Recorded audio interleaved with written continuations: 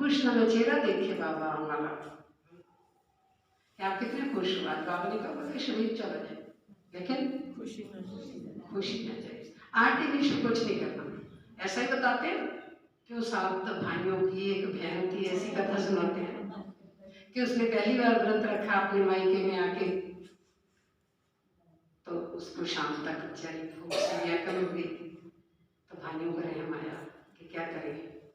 पता था कि चंद्रमा देख के खाएगी। उन्होंने क्या किया, आग जला दी, छलनी में से उसको चांद दिखा दिया, बेचारी ने खाना खा लिया तो उसके पति की डेथ हो गई। ऐसा सुनने में आर्टिफिशियल हम कुछ भी करेंगे तो प्राप्ति कभी नहीं हो सकती, दिखावे मात्र नहीं। उस दिन कड़ी धार वाला कुछ नहीं चलाते, ऐसा ना, ऐसा बताया जाता है कि चक्कू नहीं चलाना, सुई नहीं चलाना, कैंची नहीं चलाना, ऐसा बताया जाता है शास्त्रों के अंदर। माना कड़वे शब्द, कटु वचन, किसी को दिलों को तोड़ने वाले, काटने वाले, चुभने वाले शब्द नहीं बोलना। मान लो व्रत तो रख लिया, भूख से व्याकुल और पति देव घर में आए तो उनको कष्ट देनी शुरू, ऐसे व्रत का कोई फायदा है? भावना रखो, व्रत ग्रहण करो कि आज कड़वा शब्द नहीं बोलना, आज उनको दुख देने वाला कोई नहीं बोलना। लेकिन हम क्या करते हैं, चांद ज्ञान, चंद्रमा ब्रह्मा बाबा, ज्ञान सूर्य शिवा, सूर्य उदय से लेकर चंद्रमा उदय तक भूखे रहते हैं। भोजन तो करते हैं वो 2 टाइम, ये थोड़ा भोजन नहीं करते, बेटाइम करते हैं। एक तो सूर्य उदय होने से पहले कर लेते हैं, एक बाद में कर लेते हैं, बस टाइम बे टाइम करते हैं, टाइम मैनेजमेंट नहीं करते। यही है ना।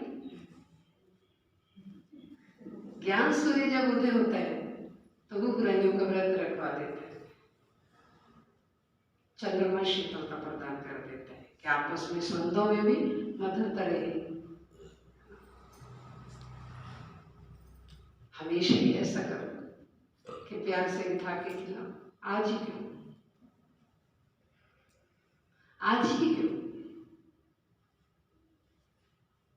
और मैं इस बात में थोड़ा सा डिफर करती हूँ कि भाइयों को भी उस दिन फलाहार तो कर लेना चाहिए, चलो थोड़ा सा, ताकि उनको भूखे पेट भोजन तो आपके लिए बार बार ना बनाना पड़ेगा। चांद दूध देख के जब वो खाती है पहले आपको ही खिलाएगी, भाइयों को फिर खाना चाहिए,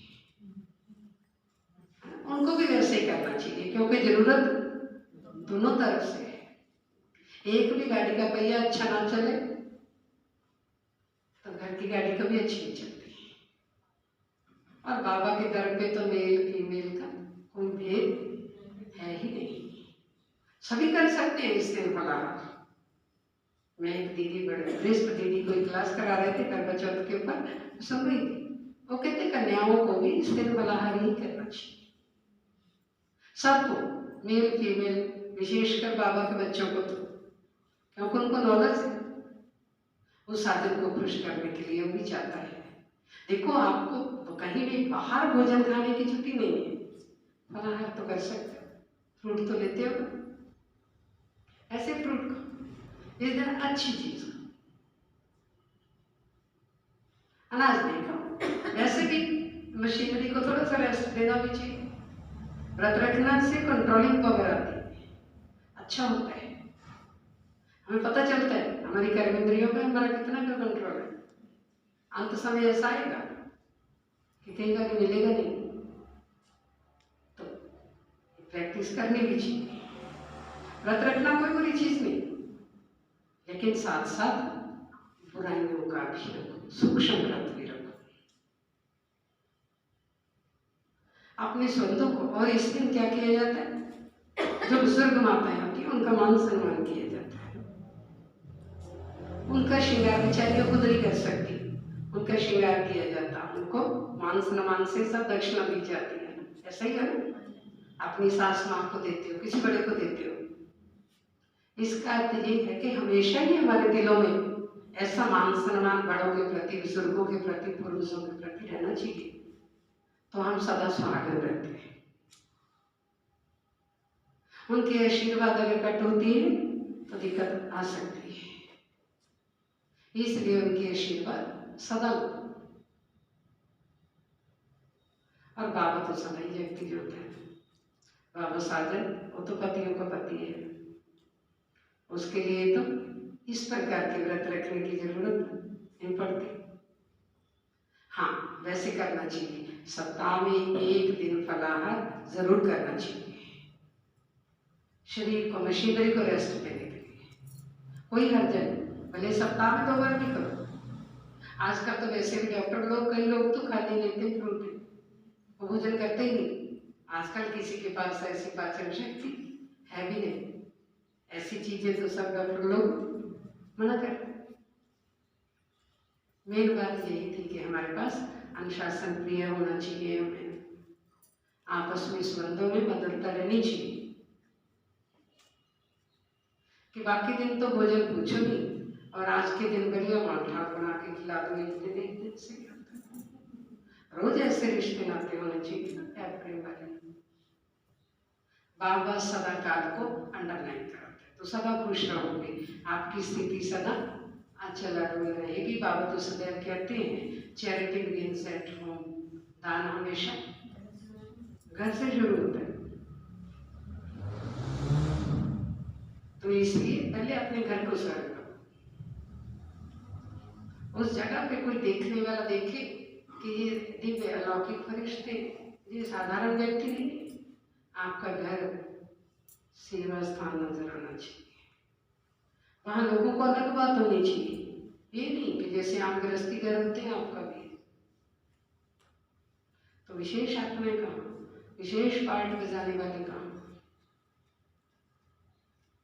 इसलिए हमें तो हर बात से कुछ ना कुछ सीखना है, समझना है, और हर बात का आध्यात्मिक पहलू तो है, ये आध्यात्मिक बात है। इसलिए आज सबको करवा चौथ की शुभकामनाएं। वो कलश टाइप ही होता है कि बुद्धि रूपी कलश में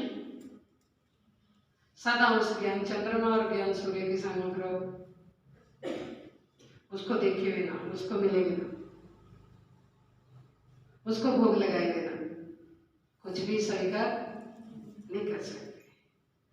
डेली ऐसा होना चाहिए, आज ही क्यों, इसलिए आज ये संकल्प करेंगे कि हम हमेशा ही ज्ञान सूर्य, ज्ञान चंद्रमा की सम्मुख रहेंगे। वो कहा जाता है ना, सूरजमुखी दिन में खिलता है, रात में नहीं। चंद्रमुखी रात में खिलता है, दिन में नहीं।